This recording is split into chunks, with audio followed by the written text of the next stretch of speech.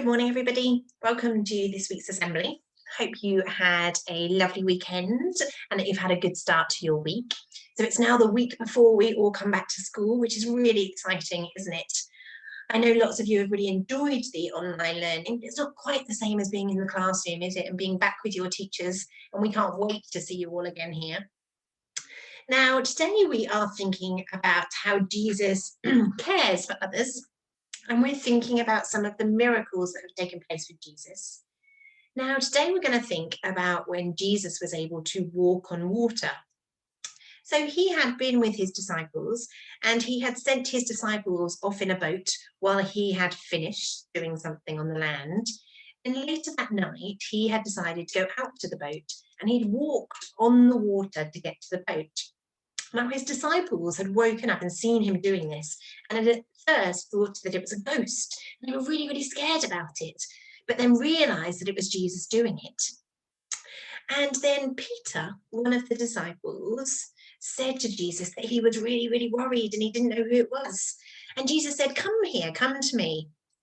And so Peter, who was really, really nervous, got out of the boat and he walked over to Jesus, on his way to Jesus, on top of the water. Then all of a sudden, it became a bit windy and that caused waves within the water. And he got really, really upset and thought that he was going to sink down into the water. So Jesus grabbed his hand to help him. Now, Jesus was trying to say to Peter to have the courage, sometimes even when things are difficult and we think that we're unable to do it, to have the courage to go ahead and do it anyway. Now, there's another story of somebody who had lots of courage, even when things got difficult. And that is somebody that I think some of you will already know about, a person called Florence Nightingale. I'm just going to read you a little story about Florence Nightingale. So she was a young woman and she had to face an awful lot of really strong opposition to something that she wanted to do when she was young. So she was an extremely clever young woman. And when she was alive, there were no things like A-level exams or anything like that. But if there had been, she would have got really good like A grades in maths and English and all of the subjects. And she was really, really clever. She read a lot of books, she did a lot of education, and she liked to learn all those things. Now, she was from a very wealthy family, and they owned 2 enormous homes, and they went on holidays overseas, and so they never had a problem with money. And Florence knew, though, that actually lots of people didn't live like that. She was very lucky to have that type of life, and that she knew many people were really poor and were really struggling. So at the age of 24, Florence finally decided what she wanted to do with her life. She wanted to become a nurse and she wanted to be able to care for the sick.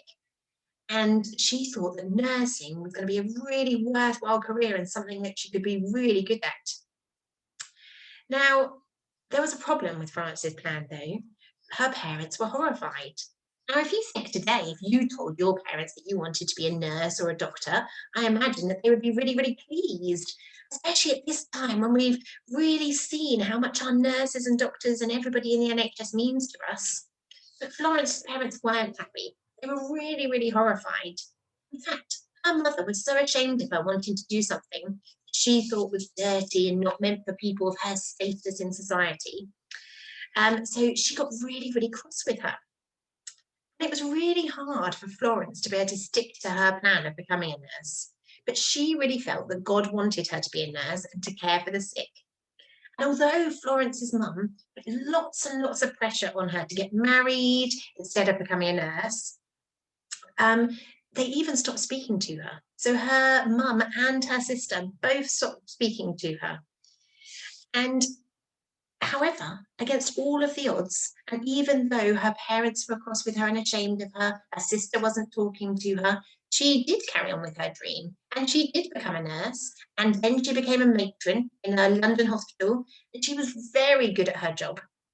And then when the Crimean War broke out, there were thousands and thousands of wounded soldiers, and they were in terrible conditions, and they were miles away from home. And Florence decided that she wanted to help them. And again, she faced lots of opposition. So women were definitely not accepted as nurses in the war. So it wasn't okay for women to go to war zones and to help people. She had to fight really long and hard to have that rule changed before she was finally allowed to go and take other nurses with her. And she became known as the Lady with the Lamp. And at the end of the Crimean War, she became an advocate, so somebody who worked hard to improve sanitation in British military hospitals, so to make it cleaner for everybody in those hospitals. And she set up training colleges for nurses, and she trained professional nurses. And so we have Florence Nightingale to thank for all of the nurses that are able to care for us today. And so that just shows, like, if you have determination and you have the courage, you can do anything that you can and you can achieve anything. So that's just like Jesus was doing with Peter. He was trying to give him the courage to try something that he was scared of doing. Now, maybe this week you want to have a think about things that maybe you are a little bit scared of doing, or that you think that you might be able to have the courage to do something new that you haven't done before, or something that you always think of, oh, no, that's not quite for me. I think I would be too nervous to do that. Maybe you can start having a think about what that would be and how you can start putting steps in motion to maybe put those things in place. Okay, let's close our eyes for a prayer.